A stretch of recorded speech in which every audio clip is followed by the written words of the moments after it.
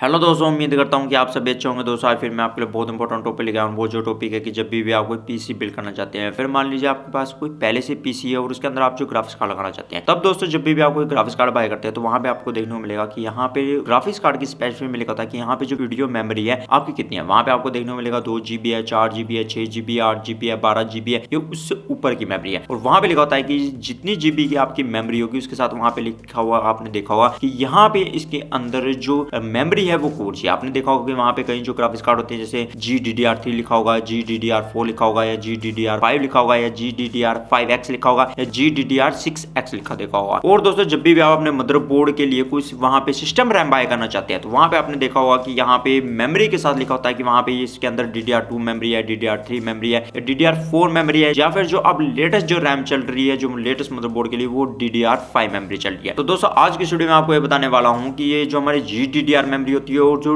DDR memory होती है इन दोनों के बीच में डिफरेंस क्या है। और दोस्तों साथ में मैं आपको ये बताने वाला हूँ कि मान लीजिए हमारा कोई पीसी सिस्टम के अंदर जो मदरबोर्ड लगा वो वहाँ पे जो सिस्टम रैम हमारी जो इस्तेमाल करता है वो जो करता है DDR3 रैम सपोर्ट करता है, या फिर मान लीजिए DDR4 सपोर्ट करता है, या फिर जो अब लेटेस्ट चल रही है DDR5 रैम सपोर्ट करता है। तो मान लीजिए वहाँ पे हम उसके लिए कोई ग्राफिक्स कार्ड बाय करना चाहते हैं। मान लीजिए हमारे जो ग्राफिक्स कार्ड के अंदर जो वहाँ पे रैम लगी है वो GDDR5 है, या फिर 5X है, या फिर मान लीजिए 6 है, या फिर मान लीजिए 6X है। तो क्या वो जो ग्राफिक्स कार्ड में जो हमारी रैम लगी हुई है या फिर मान लीजिए ग्राफिक्स कार्ड है क्या हमारे वो इन रैम पे सपोर्ट करेगा। दोस्तों इन सभी सवालों के जवाब मैं आपको इस वीडियो में देने वाला हूं। तो ये सब चीज जानने के लिए वीडियो को लास्ट तक देखते रहिए। तो देर न करते हुए शुरुआत करते हैं।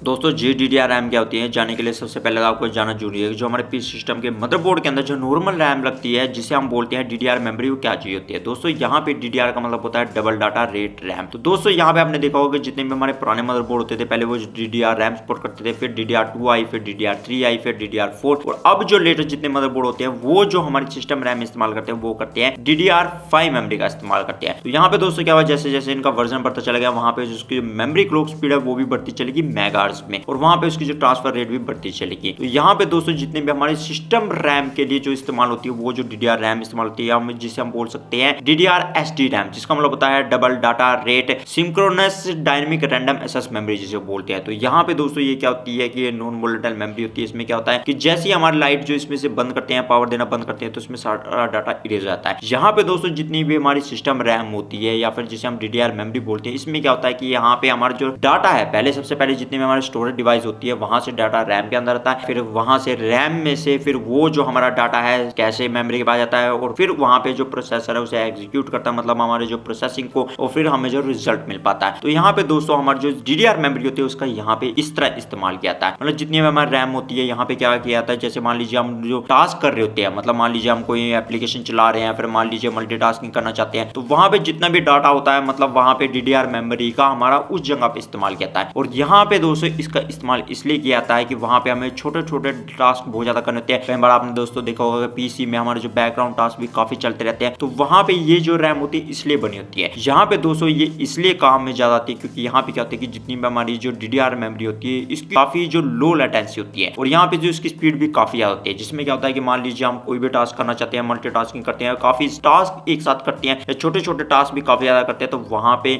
वो जो है रैम के अंदर हमारे स्टोर होता है, फिर उसे जो प्रोसेसर है वहां पे एग्जीक्यूट करता है और हमें जो रिजल्ट मिल पाता है। तो यहाँ पे जो DDR मेमोरी जो होती है सिस्टम रैम का हम इस तरह इस्तेमाल करते हैं अपने जो सिस्टम में। और दोस्तों आपने देखा होगा कि जैसे हम जो ये रैम होती है मतलब DDR रैम होती है जितनी भी हमारे पीसी होती है उसके अंदर हमारी जो स्लॉट होती है जिसे डिम स्लॉट बोलते हैं, जिसका मतलब होता है dual in line memory module. तो दोस्तों आपने देखा होगा कि वहां पे इस रैम को जो हम अपने उस स्लॉट के अंदर लगाते हैं, मतलब उसे हम निकाल भी सकते हैं। मतलब जितने भी आपने मदरबोर्ड देखे होंगे कि उनके अंदर हम जो अपनी जो रैम निकाल भी सकते हैं। ऐसे मान लीजिए लैपटॉप में होता है, लैपटॉप में भी आपने देखा होगा कि वहां पे सोडियम होती है जिसे हम बोलते हैं small outline dual in line memory module बोलते हैं। वहां पे आपने देखा होगा कि वहां पे हमारी स्लॉट होती है, इसके अंदर हम जो रैम निकाल भी सकते हैं और वहां पे दोबारा डाल भी सकते हैं। पर दोस्तों कहीं जो लैपटॉप होते हैं उनमें क्या होता है कि वहां पे जो हमारी ये रैम होती है वो जो मदरबोर्ड के ऊपर ही एम्बेडेड होती है, मतलब शोर्डिंग की होती है, हम निकाल नहीं सकते। पर जितने भी आपने पीसी देखे होंगे, जितने भी हम पीसी बनाते हैं उनमें जो हमारे रैम निकालने के लिए स्लॉट दी होती है, मतलब हम उसमें कोई सी मर्जी रैम लगा सकते हैं, कोई सी मर्जी कंपनी की लगा सकते हैं, और जितना हमारा जो मदरबोर्ड सपोर्ट करता है उतनी जीबी की हम वहां पे रैम लगा सकते हैं, या फिर जितनी मैक्सिमम सपोर्ट करता है उतनी जीबी की हम से वहाँ पे रैम लगा सकते हैं। तो दोस्तों यहाँ पे जो हमारी जो DDR मेमोरी ये होती है। अब दोस्तों हम यहाँ पे बात करते हैं जो हमारी GDDR मेमोरी क्या होती है। तो दोस्तों यहाँ पे GDDR मेमोरी का मतलब होता है graphics double data rate RAM. तो यहाँ पे दोस्तों हम इसे इसलिए बोलते हैं GDDR मेमोरी कि हमारे जो ग्राफिक्स के साथ जो हमारी रैम इस्तेमाल होती है उसे हम ग्राफिक्स रैम बोलते हैं। मतलब यहाँ पे क्या होता है कि आपने देखा होगा ग्राफिक्स कार्ड होता है और ग्राफिक्स कार्ड में वहां पे क्या होती है एक अलग से CPU होता है। मतलब उसका काम क्या होता है कि वहां पे जितने भी हमें डिस्प्ले या फ्रेम दिख रहा होता है कोई भी उसका रेंडर करने का काम होता है। मतलब जितने भी ग्राफिक्स रिलेटेड जितना भी काम होता है वो जो हमारे ग्राफिक्स कार्ड या GPU चिप का होता है। और वहां पे आपने देखा होगा कि हमारा जो ग्राफिक्स कार्ड अलग से एक जो बोर्ड होता है उसी में वहां पे क्या होता है कि हमारी जो रैम लगी होती है और वो दोस्तों हमारी जो रैम लगती है वो चिप के रूप में लगी होती है। मतलब वो जो उस बोर्ड के ऊपर ग्राफिक्स कार्ड के ऊपर ही एम्बेडेड होती है उसे हम निकाल नहीं सकते ना उसे वहां पे बढ़ा सकते हैं और वो बस जो जितनी कंपनी की तरफ से आती है उतनी ही उसी में लगी रहती है। आपने दोस्तों देखा होगा कि जितने भी आप ग्राफिक्स कार्ड बाय करते हैं तो वहां पे आपने देखा होगा कि यहाँ पे 2 GB है, 4 GB है, 6 GB है या 8 GB है। तो वहां पे वो उतनी ही रहती है, आप उसे वहां पे चेंज नहीं कर सकते। और वहां पे आपने दोस्तों देखा होगा कि हमारे जो GPU चिप होती है उसके आसपास जो हमारे चिप के रूप में होती है वहां पे रैम लगी होती है। और यहाँ पे जो वो ग्राफिक्स रैम हम उसे बोलते हैं या फिर हम उसे वीडियो रैम बोलते हैं, शॉर्ट फॉर्म में VRAM भी बोल देते हैं। तो वहां पे दोस्तों हम उसे जो ग्राफिक्स रैम बोलते हैं। और यहाँ पे दोस्तों ये जो ग्राफिक्स रैम होती है ये जो हमारी DDR मेमोरी से जो अलग होती है वो इसलिए अलग होती है दोस्तों। यहाँ पे क्या होता है कि यहाँ पे हमें जो बहुत सा डाटा है एक साथ जो हमें रैम से जो GPU के अंदर भेजना पड़ता है या फिर मान लीजिए GPU से रैम के अंदर भेजना पड़ता है। तो वहां पे काफी अमाउंट में हमारा जो डाटा है जो सेंड और रिसीव होता है, जिसकी वजह से क्या होता है कि यहाँ पे जो इसमें जो है बैंडविड्थ बहुत ज्यादा चाहिए होती है। तो ये दोस्तों जो मेमोरी होती है जो ग्राफिक्स मेमोरी होती है ये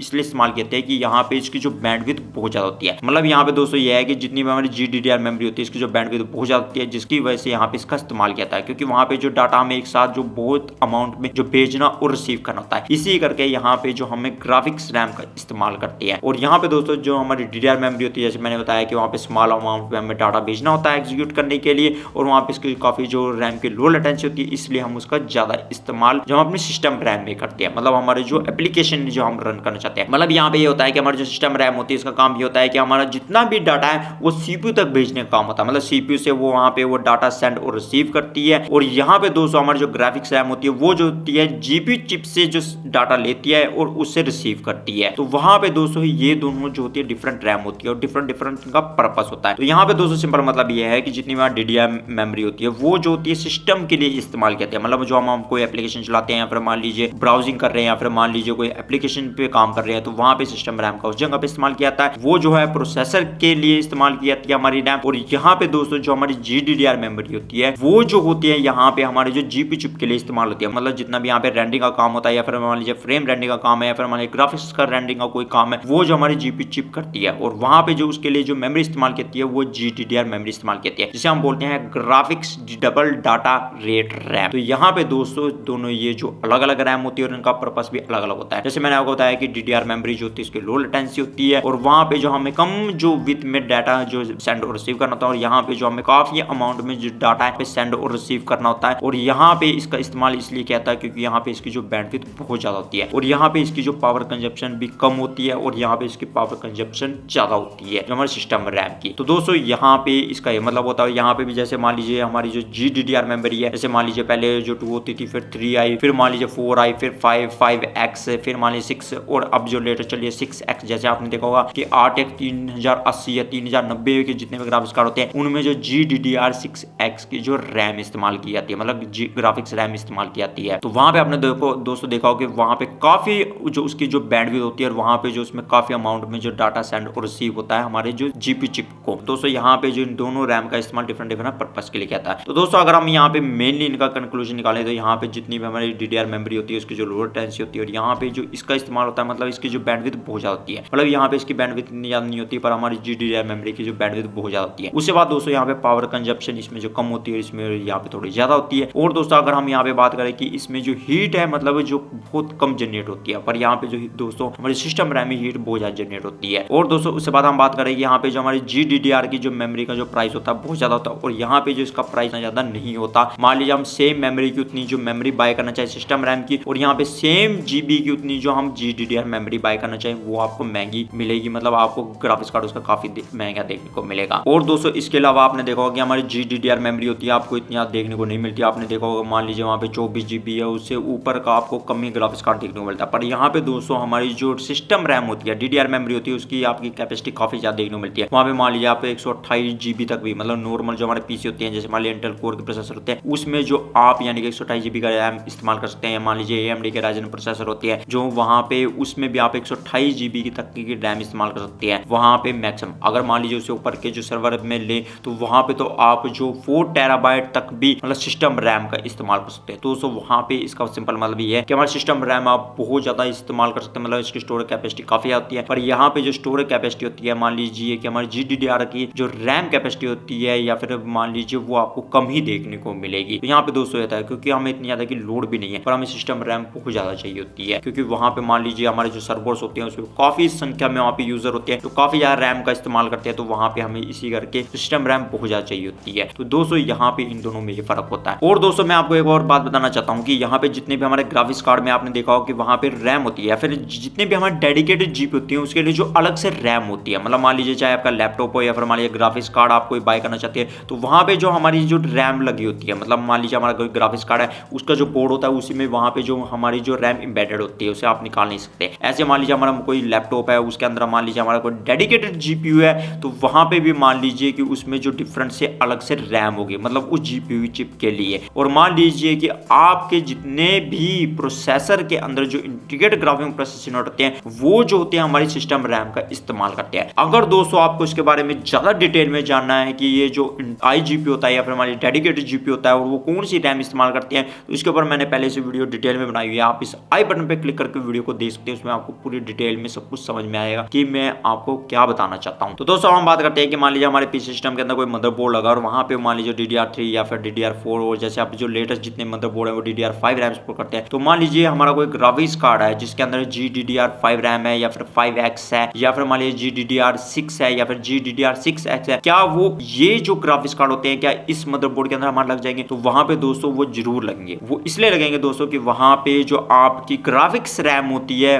उसका सिस्टम रैम से कोई भी लेना देना नहीं होता। वहां पे दोस्तों जितने भी हमारे जो ग्राफिक्स कार्ड होते हैं, मान लीजिए हम किसी अपने पीसी स्लॉट में लगाते हैं, तो वहां पे जो वो कम्युनिकेट करते हैं वो बस के थ्रू करते हैं। मतलब मान लीजिए कि हमारा जो ग्राफिक्स कार्ड है वो जो अगर प्रोसेसर से कम्युनिकेट करता है तो वो PCI बस के थ्रू करता है। वहां पे उसका सिस्टम रैम से कोई भी लेना देना नहीं होता है। जैसे मैंने आपको बताया कि जितनी भी हमारी ग्राफिक्स रैम होती है उसका जो पर्पस अलग होता है, और जितनी भी हमारी DDR रैम होती है मतलब सिस्टम जो रैम होती है उसका जो पर्पस अलग होता है। और वहां पे इन दोनों रैम का कोई भी ये नहीं है कि मान लीजिए इसमें DDR3 आपकी सिस्टम रैम में लगी है तो यहाँ पे भी GDDR3 वाला ही आपके सपोर्ट करेगा, ऐसा नहीं होता। मान लीजिए आपका कोई मदरबोर्ड है वहां पे DDR3 रैम सपोर्ट करता है और मान लीजिए उसके अंदर आप DDR5 या 5X या 6 या 6X वाला मतलब GDDR6X वाला भी कोई ग्राफिक्स कार्ड लगाना चाहते हैं तब भी वो जो वहां पे आप यूज कर सकते हैं। क्योंकि मैंने आपको बता दिया कि वहां पे आपको बस मेनली ये देखना होता है कि आपके वहां पे PCI X16 स्लॉट है कि नहीं और उसका वर्जन कौन सा है। क्योंकि जितने ज्यादा उसका वर्जन होगा, मान लीजिए जैसे आप चल रहे हैं PCI Express वर्जन 4 चल रहे हैं, तो वहां पे उसकी जो बैंडविड्थ होती है या कहीं की उसके जो डाटा ट्रांसफर करने की स्पीड होती है वो बहुत ज्यादा होती है।